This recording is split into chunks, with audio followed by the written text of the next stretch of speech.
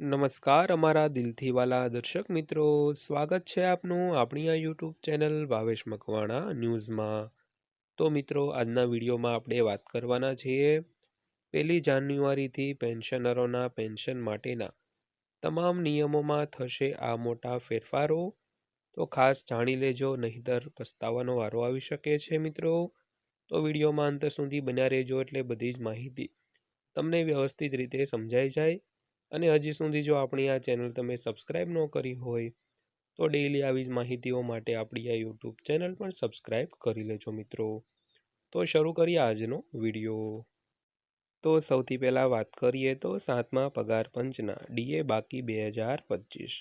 તો 7મા પગાર પંચના ડીએ બાકી 2025 સત્તાવાર રીતે જાહેર કરવામાં આવ્યા છે, જે સમગ્ર ભારતમાં કેન્દ્ર સરકારના કર્મચારીઓ અને પેન્શનરો માટે એક મહત્વપૂર્ણ નાણાકીય ક્ષણ છે। તો ડિસેમ્બર 2025ના ચક્ર દરમિયાન જુલાઈ 2025ના વધારા સાથે જોડાયેલી બાકી મોંઘવારી ભથ્થાની બાકી રકમ સીધી બેંક ખાતાઓમાં જમા કરવામાં આવી હતી।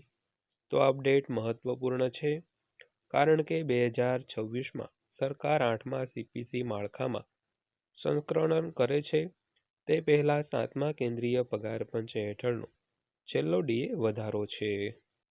તો 2025ના મધ્ય ભાગમાં ફુગાવો વધતો ગયો અને એઆઈસીપીઆઈ સ્તર સરેરાશ 143.6ની આસપાસ રહ્યું હતું।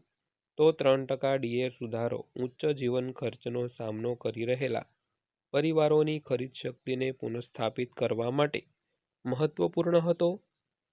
તો 55%થી 58% સુધીના વધારાથી 1 કરોડથી વધુ કર્મચારીઓ અને પેન્શનરોને ફાયદો થયો છે, જે આર્થિક રીતે મુશ્કેલી વર્ષ દરમિયાન સરેરાશ વાત કરીએ તો રાહત આપે છે।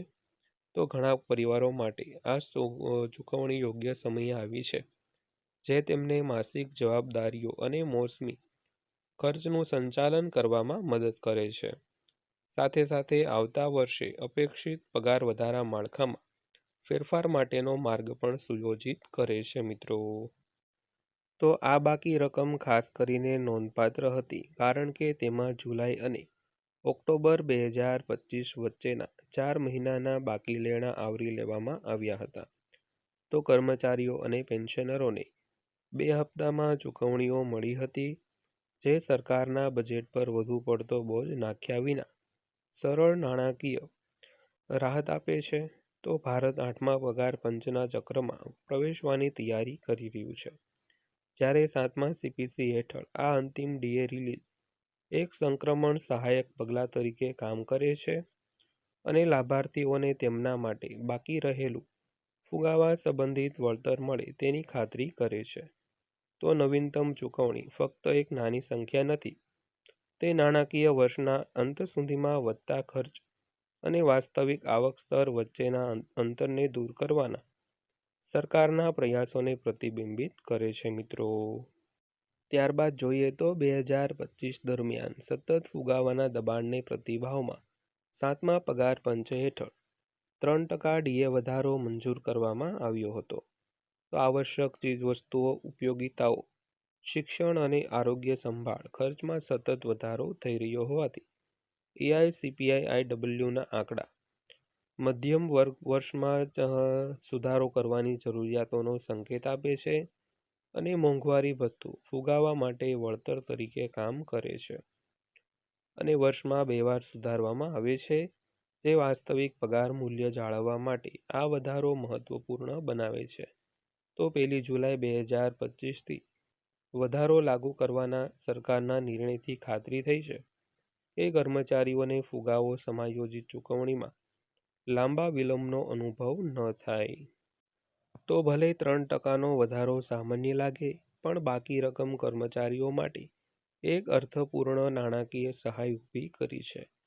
તો આ વધારો પાછલી અસરથી લાગુ કરવામાં આવ્યો હોવાથી પ્રાપ્તકર્તાઓને જુલાઈથી ઓક્ટોબર સુધીના 4 મહિનાના સંચિત બાકી રકમ મળી।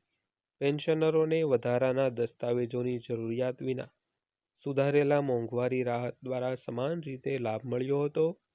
તો આ સમાન અમલીકરણ સમયસર અને પારદર્શક નાણાકીય ગોઠવણો સુનિશ્ચિત કરવા માટે સરકારની પ્રતિબદ્ધતા પર ભાર મૂકે છે. તો ઘણા પરિવારો માટે બાકી રકમ ઊંચા ખર્ચના સમયગાળા દરમિયાન આવી હતી, જે બિલ, શાળાની ફી અને મોસમી ખરીદીઓનું સંચાલન કરવા માટે વધારાની સહાય પૂરી પાડે છે મિત્રો. ત્યારબાદ વાત કરીએ તો ડીએ બાકી ચૂકવણી માટે પાત્રતા અને ડાયરેક્ટ બેંક ક્રેડિટ.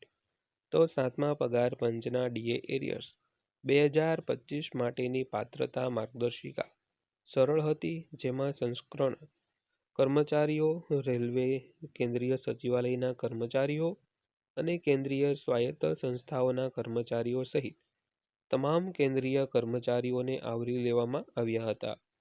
તો પેન્શનરો અને પરિવાર પેન્શનરો આપમેળે સુધારેલા મોંઘવારી રાહત માટે લાયક ઠરે છે.